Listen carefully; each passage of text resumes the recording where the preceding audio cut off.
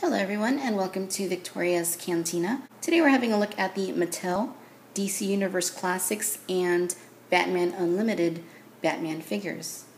The figure on the left was released as part of the DC Universe Classics line of figures that ran for several years up until 2012 when this figure was released as one of the last figures in that series.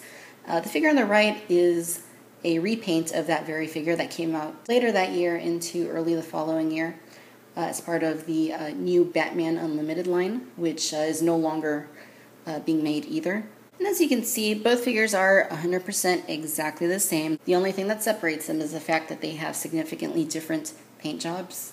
The figure itself, from a sculpting standpoint, is done quite nicely. I wouldn't say that these are quite on par with the DC Collectibles New 52 figures. But for what they are, standard 6-inch figures in Mattel's lineup, I think they turned out fairly well. The silhouette and overall proportions for both of the figures is quite nice. Give you a close-up of the original DC Universe Classics figure. He's nicely done. Again, the sculpting is pretty good on him. I think the coloring on him is what really looks nice. His mask and his cape, as you can see, are more of a satiny black type color, and I think they look, pretty realistic.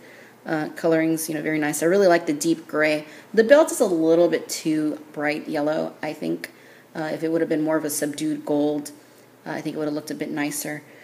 You can see the panel lining on him that's characteristic of the New 52 figures, and then the bat there in the center, quite nicely done. Pretty nicely done sculpt. He is a little bit buff, but, so is the case with the New 52 comics. If you look there at the boots, the gloves and the boots are more of a shiny type color when compared to the mask and the cape. The cape does have a little bit of scraping and scratching on it, and as you can see, I think that's just, that's just how these guys are. Unfortunately, but it doesn't detract too much from the figure. The Batman Unlimited version has a much more overall shiny look. His suit looks almost like pewter. It's very metallic looking. The belt's a little bit deeper in color than the original release, but it too is a little bit too bright, I believe. The cowl and the cape are very, very shiny, probably a little too shiny. It basically looks like, rubber, latex kind of thing. It's a little bit overdone. I don't think it needed to be quite that shiny. And then, of course, the glossiness carries over to the gauntlets and the boots. Other than that, it's the same exact figure. You're just getting a very, very shiny-looking figure. In terms of articulation, both figures are the same, of course. You have a nice ball hinge at the head where you get a pretty good range of movement. He has ball hinges at the shoulders. He has cuts at the biceps, bends at the elbows, rotation at the wrist, ab crunch at the abdomen, swivel at the waist, hinges at the hips, cuts at the thighs, bends at the knees, and bends at the ankles. Okay, ladies and gentlemen, so there you have it. These are the Mattel DC Universe Classics 6-inch Batman and the Mattel Batman Unlimited 6-inch Batman. Once again, both figures are 100% identical in sculpt. The paint is really the big difference here.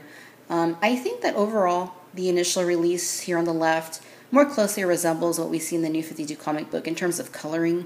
The Batman Unlimited release on the right is, he's much more visually out there. I think you can see the contours and the panel lining and musculature on him in more detail, given the shiny pewter paint job. But that doesn't necessarily mean he's better. On the whole, I do prefer the original DC Universe Classics release on the left. That is not to say I dislike the Batman Unlimited version, because I kind of like him too. I would just say that if I was only going to keep one of these guys, it would certainly be the DC Universe Classics original release. But all in all, nicely done figures. I like that they're pretty jam-packed with articulation, very nice and fluid moving joints, nicely done sculpt, and good paint for both of the figures. Thanks for watching Victoria's Cantina. Till next time. Bye-bye.